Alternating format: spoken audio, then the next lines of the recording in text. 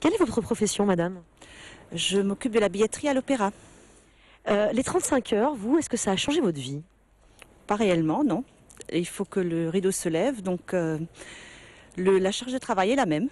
Ça a changé pas mal ma vie, d'autant plus que je suis délégué du comité d'entreprise, donc j'ai signé l'accord des 35 heures.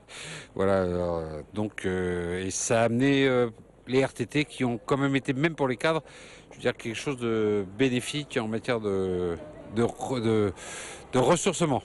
Moi personnellement, ça fait que 2 ans que je suis sur le marché du travail, donc pour moi je me rends pas vraiment compte. Disons que voilà, c'est un rythme qui est quand même assez soutenu. Enfin, ça va, ça laisse un petit peu de temps pour les loisirs, donc ça va quoi. Non, non, absolument pas, parce qu'il y a des circonstances qu'il faut qu'on soit là quand il y a du travail. Et donc on récupère à la rigueur, mais bon, on en fait quand même un peu plus. Si un jour on vous dit les 35 heures, on va annuler ça, on va revenir à ce qui se faisait avant, vous seriez d'accord ou pas d'accord? Honnêtement, on n'aime pas perdre ses privilèges, mais au niveau du quotidien sur mon lieu de travail, ça ne changerait rien. Petit avantage, un petit acquis social qui partirait encore, quoi. Oh, pourquoi pas, hein. Moi, ça me dérange pas, avec une compensation de salaire bien sûr. Non, non, ça me dérangerait pas. Si du jour au lendemain on vous disait les 35 heures, c'était pas une bonne idée, on va revenir dessus. Qu'est-ce que vous en penseriez? Je ne serais pas vraiment d'accord, mais bon, c'est une question de législation et de vote, donc si on est obligé de s'y soumettre, on le fera de toute façon. Je vais pas reprendre la célèbre citation pour gagner plus de notre président, mais ouais, si on peut gagner plus, ouais, pourquoi pas, ouais. Alors je vous le disais en introduction de cette émission, nous avons voulu savoir s'il existait une spécificité alsacienne dans l'application de ces 35 heures.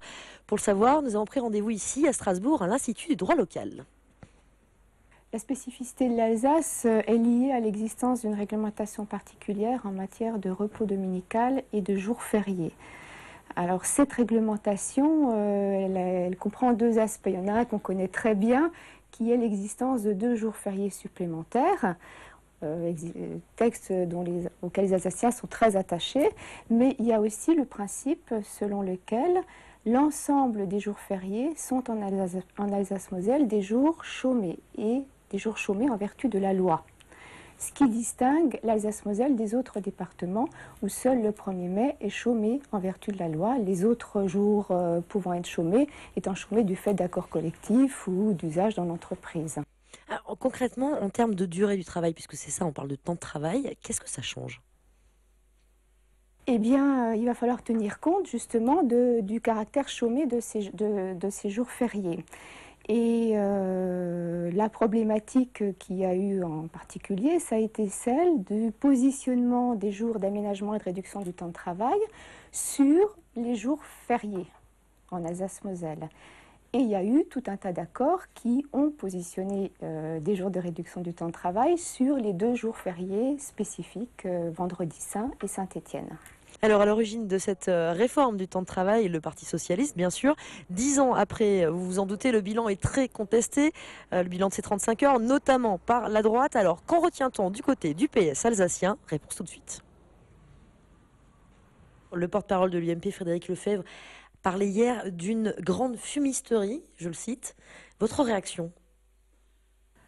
Moi, je trouve que c'est un gros mot, et finalement, c'est fumisterie. Dire que c'est une fumisterie, c'est tirer un trait simplement sur les emplois qui ont été créés.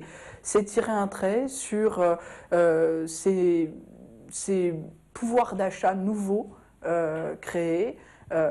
Moi, je dis fumisterie peut-être, mais vous, qu'est-ce que vous avancez aujourd'hui par rapport aux questions d'emploi et par rapport aux questions de pouvoir d'achat des ménages? Aujourd'hui, moi, je constate sur le papier, dans les statistiques, qu'il n'y a rien de nouveau. Alors, justement, ces 35 heures, on le dit souvent, profitent finalement plus aux cadres qu'aux ouvriers. Est-ce que ça, c'est pas quand même quelque chose qui a plombé le Parti socialiste quelque part, dans son électorat historique? Malheureusement, les offres de loisirs sont d'abord faites en direction des cadres.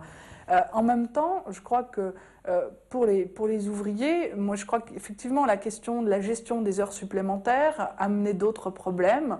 Beaucoup de gens ont compté sur leurs heures supplémentaires pour pouvoir finir de construire une maison, pour avoir d'autres projets, pour mettre de côté pour les études de leurs enfants, etc. Et je crois que sur certains aspects, la réforme des 35 heures devait avoir une certaine souplesse pour pouvoir justement bien un choix de vie, être au travail, accéder à des loisirs, se retrouver en famille. Eh bien, pour avoir ces choix-là, il faut en avoir les moyens.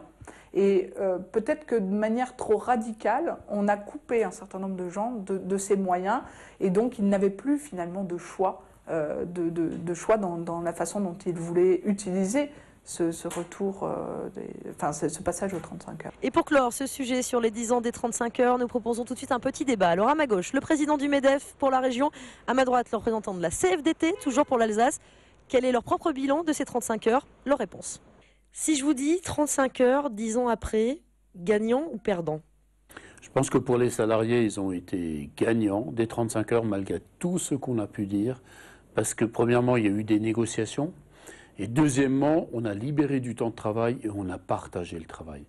Et aujourd'hui, en 2010, on serait bien demandeur de cela. Clairement, si on en était resté à ce qui a été décidé en 2000, perdant. Heureusement, entre-temps, on a quand même été un peu pragmatique, on a changé un certain nombre de choses, ce qui fait qu'aujourd'hui, je dirais, on vit avec. Si je vous parle maintenant du coût de la mise en place de cette réforme, quelle est votre réaction? Ça a quand même augmenté sérieusement la facture. Alors après, le temps passe là-dessus, petit à petit les choses s'ajustent bien sûr. Et aujourd'hui, les salariés qui sans doute étaient gagnants dans un premier temps, plus d'argent, autant d'argent pour moins de travail, aujourd'hui, petit à petit, ils sont payés pour le travail qu'ils font. Les entreprises bénéficient et ont bénéficié effectivement d'exonération. Donc pour elles, c'était gagnant. Et elles y ont gagné encore en plus puisque la productivité n'a pas baissé pendant toute cette période-là. Et elles ont gagné en souplesse et elles ont gagné en capacité effectivement d'aménager le temps de travail, y compris sur l'année. Donc beaucoup de souplesse en fonction de la demande. Travailler moins, est-ce que ça veut dire être moins productif? Ah non, ça n'a jamais été le cas, puisque quand on travaille moins, on peut être beaucoup plus productif que quand on travaille beaucoup. Hein, chacun d'entre nous le sait, on travaille avec beaucoup plus d'intensité quand on travaille moins, donc on n'est pas moins productif. Et les chiffres de l'économie française le montrent bien, on est quand même une des économies où les salariés sont les plus productifs, avec un temps de travail qui n'est guère moins important que dans le reste de l'Europe.